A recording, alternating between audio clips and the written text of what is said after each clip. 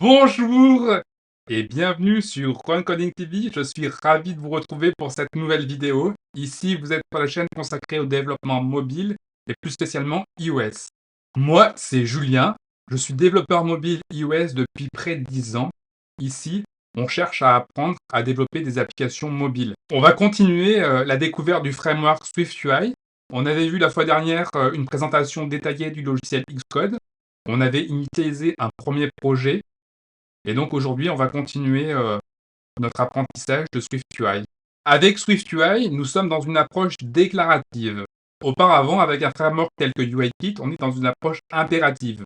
On devait instancier, configurer et disposer nos vues, tandis qu'avec une approche déclarative, on a juste à faire une brève description de la hiérarchie de nos vues et à quoi veut ressembler notre interface utilisateur. Dans cette vidéo, nous allons voir comment construire notre premier écran à l'intérieur d'une struct. Cette struct, ça va être la Content View. On va voir comment agencer des éléments à l'intérieur de cette struct. Et enfin, on va voir comment appliquer du style à ces éléments. Et voilà, nous voici de retour sur Xcode. Ici, c'est tout projet comme on l'avait vu quand on initialisait un projet avec SwiftUI. Donc, on a le template de base. Donc on a les fichiers que j'avais dit. Donc par rapport, le fichier principal pour la vue, c'est Content View. Donc ce qu'il faut savoir, qu'on va mettre import SwiftUI. C'est ce qui va nous permettre d'importer tous les éléments nécessaires pour utiliser le framework SwiftUI. On a ici deux structures. Donc la première structure, c'est pour la vue. Et la deuxième, c'est pour notre aperçu. Donc ça va être ça. Et donc, on va faire appel à la struct qu'on a définie au-dessus. Ce qu'il faut savoir, c'est que nos vues, donc la vue Content View, elle va obéir donc à chaque fois. Donc, si je veux, je vais cliquer sur Control et je vais cliquer sur View et je fais Show Quick Help. Donc, ce que je vous recommande, c'est à chaque fois d'aller visualiser la documentation dans Xcode. C'est là où vous aurez le plus d'informations. Ce qu'il faut savoir, c'est que cette struct Content View, elle va obéir à un protocole View. À l'intérieur de ce protocole View, il va falloir définir une variable calculée qui s'appelle body. Et donc, ça va représenter body, notre vue de notre écran. Donc, pour ça qu'on met some view, puisque ça peut être n'importe quel élément qui a des propriétés d'une vue. Ici, on a une vue un peu élaborée, enfin élaborée dans le sens où il y a plusieurs éléments. Donc, on verra que là, c'est un VStack, c'est un empilement, et on a mis un petit padding. Pour vous montrer que on pourrait, enfin, on souhaite que ce soit un élément qui se comporte comme une vue, j'aurais pu ici, on va tout enlever par rapport, donc il y aura plus rien. Et donc, on aurait notre body peut renvoyer un texte. Donc en gros, notre variable calculée, ça peut être un texte. Et un texte, ça va se comporter comme une vue. Et donc si je mets texte et que je mets hello world, et donc ici on voit que en gros ça nous fait pareil. Ce qu'il faut savoir avec SwiftUI, c'est donc on est dans une approche déclarative et on va disposer des vues les unes par rapport aux autres, donc comme une sorte de hiérarchie. Et il faut imaginer comme si on avait des briques ou des logos, et ces logos ou ces briques, on va les disposer pour former nos écrans. Donc je vais faire ici la présentation si on avait une maison. Et donc dans une maison, de base, on a des pièces. Et donc là, j'ai fait des briques. Donc on a une brique cuisine, une brique salle à manger, salle de bain et des chambres. Et on va les disposer. Donc par exemple, donc, je vais prendre ici. Donc la salle à manger. Ici, je vais la disposer ici, la salle à manger. Ensuite, on va avoir une cuisine. Donc on aura donc une vue cuisine. Aussi, on aura une salle de bain. Donc après, on peut l'agrandir. La brique, on peut l'agrandir. Je la diminue ici. Et on aura des briques chambres là et ici. Donc en fait, en gros, c'est ce qu'il faut imaginer, c'est que en SwiftUI, on va dire, on va créer, on aura des briques et on va les réutiliser. Donc là, enfin, en gros, c'est deux briques chambres. Et donc on peut, si je veux, dans ma maison, il y aura par exemple une troisième chambre. Je vais la mettre là et c'est. Ah, bon, là, ça me la reproduit. Donc on fait comme ça. Pourquoi non? Ça m'a fait un deuxième carré. Par contre, voilà. Et donc il y aura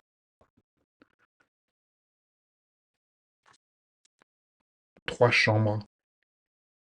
Ensuite, on va voir que dans salle à manger, par exemple, on va pouvoir créer d'autres briques. Donc, par exemple, je vais vouloir créer une brique, on va dire, une brique table, table. Et ici, je vais la positionner ici. Je vais positionner une autre brique. On aura besoin d'une autre brique. On aura ici, on aura, on va la mettre comme ça. Et on aura une brique canapé. Moi, je sais pas si, bon, peut-être que c'est peut-être pas très pratique canapé. Bon, je vais peut-être plus le faire canapé. Ici, je vais le faire comme ça, le canapé, même si forcément ici. Ok, on va le faire comme ça. Canapé. Peut-être un peu plus petite ici. Canapé. Ok, voilà. Donc là, j'attrape tout. Je vais le déplacer. Et donc là, j'aurai un canapé. Et aussi, je vais pouvoir, dans ma salle à manger, je vais vouloir aussi une brique, ben, on va dire une brique TV. TV. Je vais la mettre ici. Bon, après, moi, elle est un peu plus petite parce que comme ça. Ou je la mettrai ici, on va dire, on peut la disposer là-haut, on va dire, je sais pas. Enfin, après, ce canapé, on peut le descendre ici. Non, j'ai un problème. On va mettre ici. Donc, le canapé ici et la télé ici. Donc, bon, elle est un peu plus grande. Ok, comme ça. Donc, avec SwiftUI, on va voir, on va faire des briques et on va lui dire, on va faire des déclarations pour positionner les éléments les uns par rapport aux autres.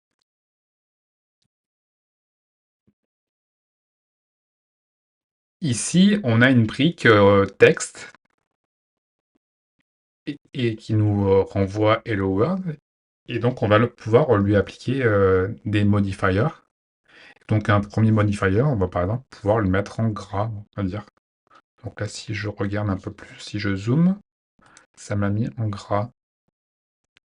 Aussi, je vais pouvoir mettre foreground color et mettre en red. Donc là, on a appliqué des modifiers et aussi, je vais pouvoir mettre un padding et vous allez voir ce qui va se passer. Donc, si je mets un padding, donc le padding, c'est et que je le mets comme ça. Et donc là, ça lui plaît pas parce que en gros, quand vous faites ça, ça va vous renvoyer une vue qui n'est plus un texte.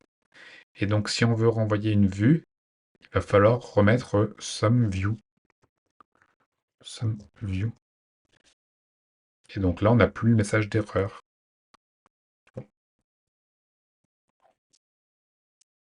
Dans les applications mobiles, on va vouloir avoir des briques un peu plus complexes que des simples textes. Donc la brique texte, c'est utile pour un exemple au départ, mais on va vouloir des choses un peu plus compliquées.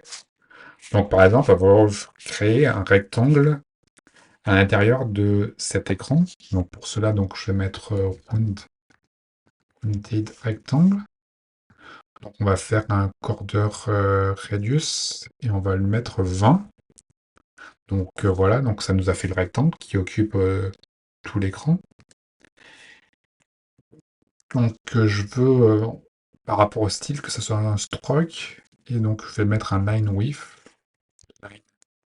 Et je vais mettre 3. Comme ça, avec stroke, ça fait que il va pas être rempli. Et donc j'ai mis une épaisseur de trait de 3. Donc on va vouloir faire un espacement par rapport à l'écran, que ça soit pas collé, padding. Et je vais lui mettre un padding horizontal. Horizontal. Et ensuite, je vais appliquer un autre modifier. Ça va être foreground color. On va mettre en red. Et donc là, on a créé une brique avec des modifiers. Donc à chaque fois, on met un point et on appelle un modifier pour styliser l'élément. Donc là, notre rectangle, on lui a fait stroke, on va dire. Donc c'est pour que ça soit plus un carré entièrement rempli de couleurs. Donc si j'avais enlevé ça, ça me faisait un carré comme ça. Et donc là, si je mets comme ça, voilà, ça fait juste le, le contour du rectangle sans que le rectangle soit coloré. Donc et après, on applique nos modifiers. Mais par contre, je vais vouloir faire des briques un peu plus compliquées. Donc ici, mon rectangle, je vais vouloir l'embarquer dans une Z-stack. Donc une Z-stack, c'est ce qui va nous permettre d'empiler des éléments. Donc au-dessus de ma brique rondie de rectangle, je vais vouloir empiler une autre brique. Et cette brique, ça sera un texte. Donc je sélectionne ici et je vais vouloir lui mettre, non, je ne fais pas contrôle, je vais mettre ces commandes qu'il faut mettre. Et là, je dis que je veux l'embarquer dans une Z-stack.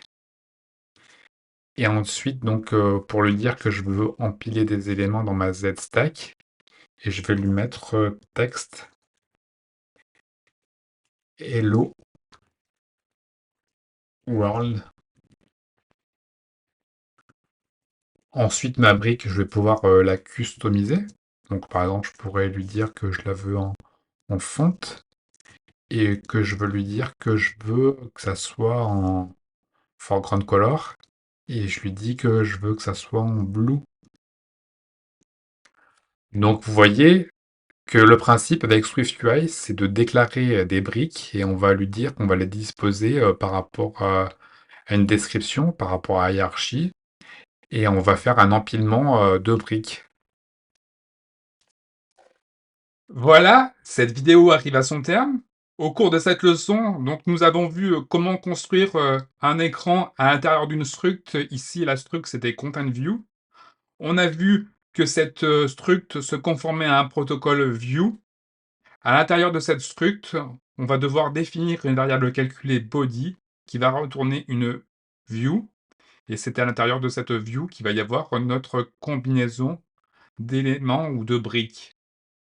Ensuite, nous avons vu qu'à l'intérieur de notre struct, donc la struct content view, on va disposer des briques et on va les positionner les unes par rapport aux autres. Je vous ai pris l'exemple de la maison avec les différentes pièces. Et aussi à l'intérieur des pièces, il y a d'autres sous-briques, telles que par exemple quand on est dans la salle à manger, il y aura la brique TV, canapé, table. Enfin, nous avons vu qu'on allait pouvoir styliser nos briques à l'aide de modifiers. Donc les modifiers, on va pouvoir appliquer du style à nos éléments. Donc par exemple, on a vu qu'on pouvait mettre un texte dans une couleur qu'on voulait. Par exemple, le texte Hello World, comment le mettre en rouge. Aussi, on a vu qu'on pouvait appliquer du padding à nos briques pour les espacer les unes des autres ou par rapport au cadre. Si tu as aimé cette vidéo, n'hésite pas à mettre un petit pouce bleu et aussi, abonne-toi à ma chaîne. Ça me sera grandement utile pour, rendre la chaîne, plus accessible à un plus grand nombre et à m'encourager à faire, d'autres vidéos pour vous apporter du contenu. Allez, à bientôt!